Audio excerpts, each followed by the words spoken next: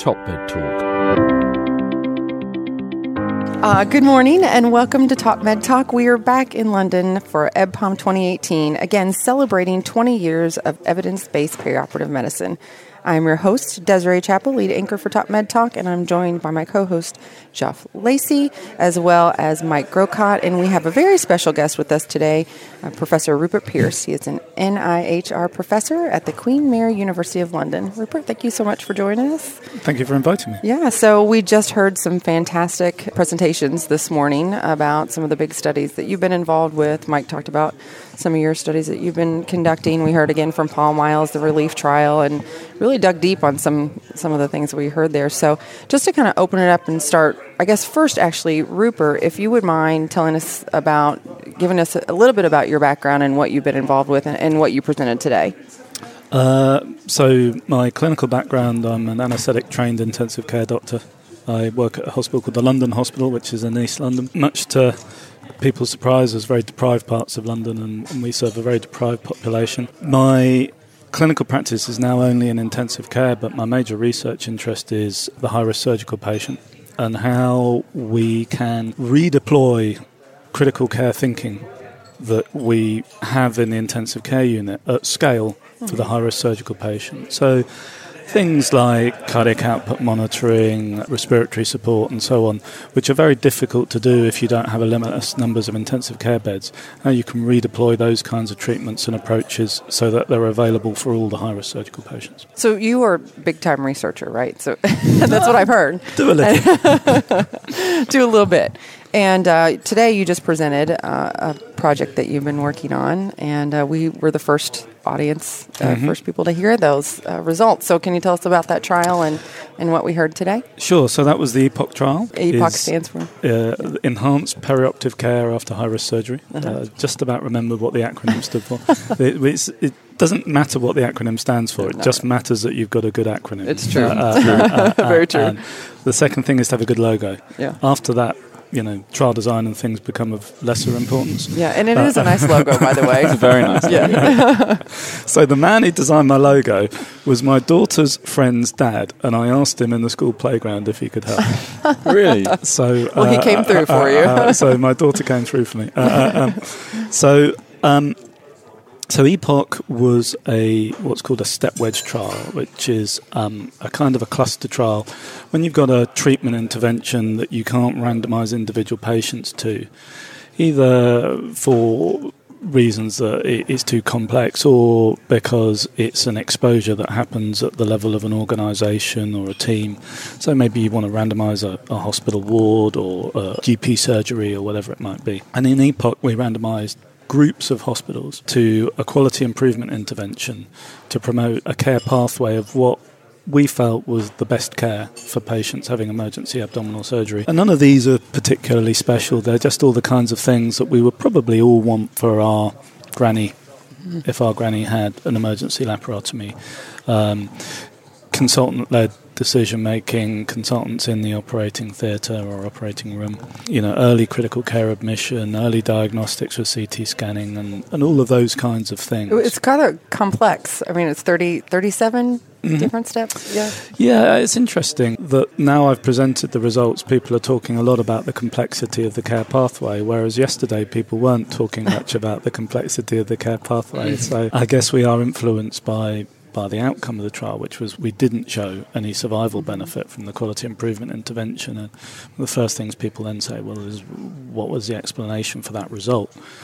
I think there are many explanations for the result. We've seen small projects, 4 or 5 hospitals in early adopter teams who are very enthusiastic about quality improvement succeed, but we have to remember those small trials have very high risk of bias. And the purpose of EPOCH was objectifying all of that. And I stayed well away from the quality improvement project. Carol Peden and Tim Stevens led that. And I deliberately didn't get involved in that. And I stayed one step removed so that I could be an impartial examiner of that in terms of being chief investigator on the trial. And I think that what we've seen is that when you try and scale up, what at that point in time was the widespread belief was that outcomes after emergency abdominal surgery are really poor, and that's just because people don't quite clock how serious a condition it is and how serious an operation it is. And that if you've got the anaesthetists and the surgeons and the intensivists and the radiologists and the emergency department doctors all getting together with nursing staff and so on, and just educating them and showing them how to affect change, that we could deliver change and that would be better. That was the belief at the time we started the trial. And I think what we now realise is that whilst that may have been the belief, it wasn't really the reality. The barrier wasn't just one of awareness. The barrier was one of resources, of time for senior doctors to lead change in their hospitals. The collection of data for the National Emergency Laparotomy Audit, which Mike leads, turned out to be a big burden for sites. So they spent a lot of time collecting the data and they didn't have much left in the tank to deliver the change.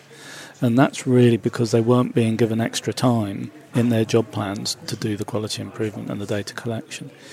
And if you add all of these things together, and there's some very sophisticated analysis from ethnography, which is a social science qualitative form of research, which is fascinating insights into what people were struggling with, it becomes really clear they were taught how to do the quality improvement really well. They had the capability, they just didn't have the capacity, didn't have the time to do it in their working day. And people therefore chose different things to try and change and had different rates of success in doing that.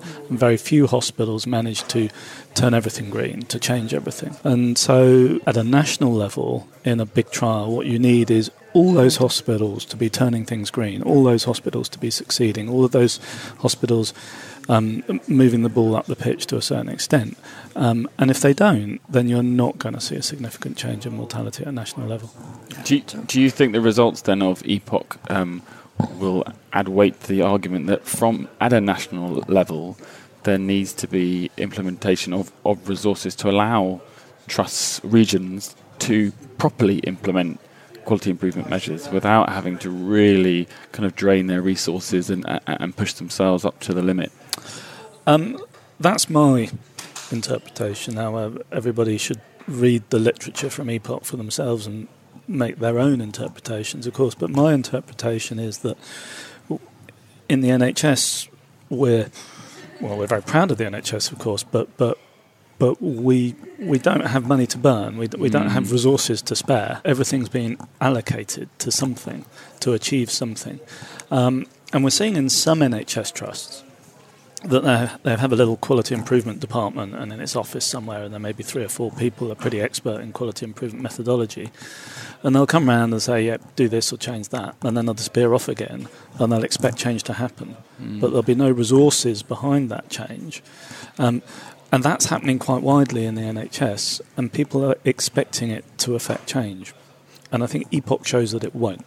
So if we're going to do this, if we're going to spend our money on having quality improvement teams in each hospital, if we expect them to change things, we need to either have very modest ambitions about what they change or put more resources behind what they want to do.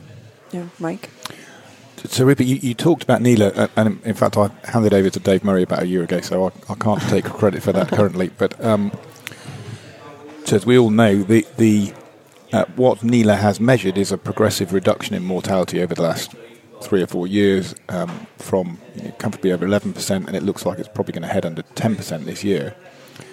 And Neela itself has some approaches to quality improvement, and then there's been EPOCH going on, and then there are some smaller studies around. How do you, I guess it's a sort of geeky, trially question, but how do you separate out the background noise from what's going on in your study?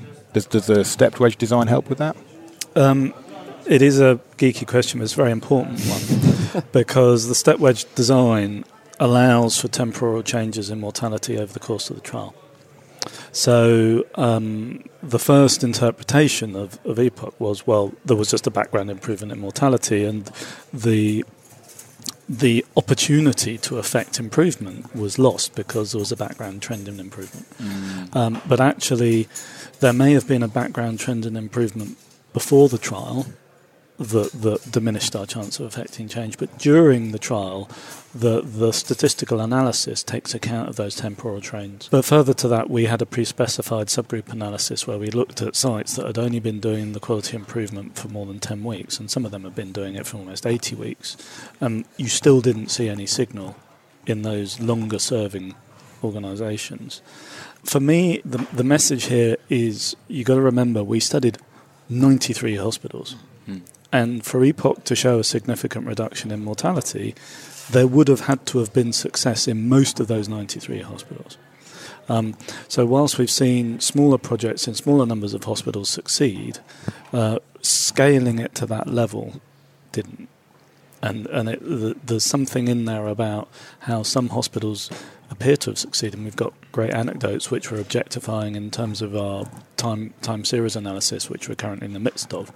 But there's a lot of anecdotal evidence to suggest that some of the hospitals really nailed it. They really lit it up. They're really enthusiastic.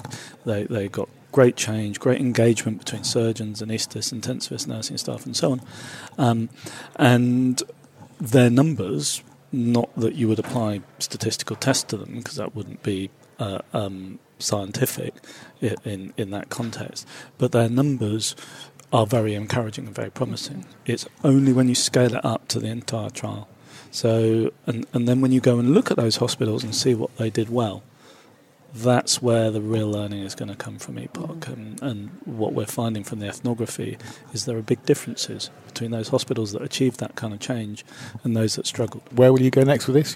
Big trial with no different result, always a little bit disappointing, particularly for you as a chief investigator. But are you going to follow the quality improvement path, or EPOCH 2. That's what I was wondering. I mean, you're on a roll with I've got to do Optimise 3 first. I thought Optimise 2 was going to give us the answer. Well, one has to legislate for... I think the first thing is that what we feel very strongly we need to do is promote a really sophisticated and nuanced interpretation of the EPOCH findings. We're already hearing the word negative used about the trial quite widely. Now, I understand the context of how a lot of people are describing it, but negative rather implies that more people died. First of all, we need to be careful about criticising a project because it came up with the wrong answer. And instead look at why the answer was what it was. There's no way you could fiddle the results of EPOCH. It's an enormous trial. So it's an objective description of what happened in reality. The fact that we don't like what happened in reality is our problem. If we want to change that, we need to do something about it. And if you want to know what to do, then you have to look more in a more sophisticated way at EPOCH, rather than saying, well, clearly there was too big a care pathway, and clearly they didn't do the quality improvement right, and clearly this and clearly that. And there are people who are going to say that stuff because they're already starting to say that kind of stuff. And there may be some points that they make that are valid and worth listening to. But overall, we need to understand that most of those people are early adopters coming from early adopter sites who don't understand the reality of some of these very resource-poor hospitals in some parts of the NHS. It's not the complexity of the pathway, it's the complexity of change management. Yeah, and that's a social thing. That's not about evidence-based medicine. One of the earliest observations is that the EPOCH intervention was a social intervention. It's about people and getting people to do things differently, to behave differently. So the ethnography showed that QI leads who were better networked in their hospitals, who had more contacts, were much more successful because they already had that network of friends on the whole who they could turn to and say, look, you wouldn't mind doing this for me, would you? And who could persuade people and influence people to support the project. Whereas there are other QI leads who are much more isolated as individuals, maybe from a personality point of view or whatever it might be, who are no less passionate, who are no less intelligent, no less capable, but they just didn't have that particular resource in place. So they had to build it, and that took time. I always say in a QI department, you need those people that understand quality improvement, but you also have to put a change manager in there, someone that is highly trained at being able to do that, because you can throw those projects out all day long. They're not going to be adopted. And even if they are, they're not going to be sustainable if you don't have somebody to be able to do that. Exactly. That's precisely it. Yeah. So, well, Rupert, thank you so much for sitting down with us and taking the time, Mike and Joff. And we are going to be back later today, but please be sure to join us and follow us on Twitter, Facebook, Instagram. We have some cool pictures up there. And Rupert, one last thing. So for the people who missed the live streaming of the talk, is that going to be recorded so they can come back and listen to it?